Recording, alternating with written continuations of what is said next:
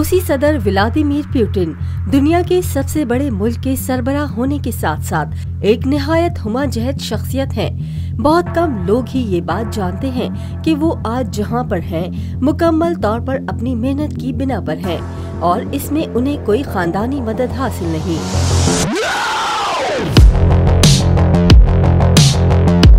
Vladimir Putin 7 अक्टूबर 1952 को एक middle class घराने में पैदा हुए। 1975 में उन्होंने लेनिनग्राड यूनिवर्सिटी से कानून की तालीम मुकम्मल की।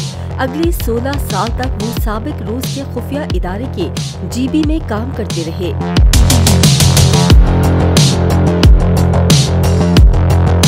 1999 में पुतिन ने पहली बार वज़ारत-ए-उज़्मा का हलफ उठाया था।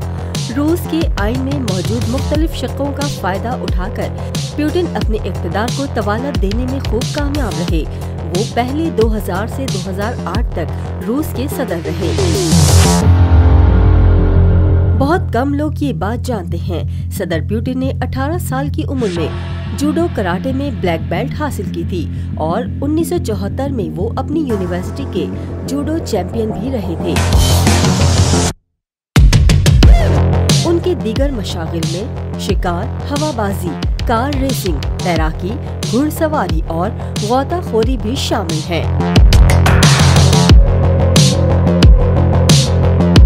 सदर पुतिन को जानवरों से खासा लगाव है, लेकिन इस ज़मीन में 2007 में रूस के दौरे के दौरान उन्होंने मुतनाज़ा तौर पर जर्मनी की खातून वाइस चांसलर एंजेला मर्केल को अपने कुत्ते कोनी के जरिए हिरासत करने की कोशिश की थी। सदर पुतिन की जाती जिंदगी उतार चढ़ाव का शिकार रही। 2013 में उनकी अहलिया से अलहदगी हो गई।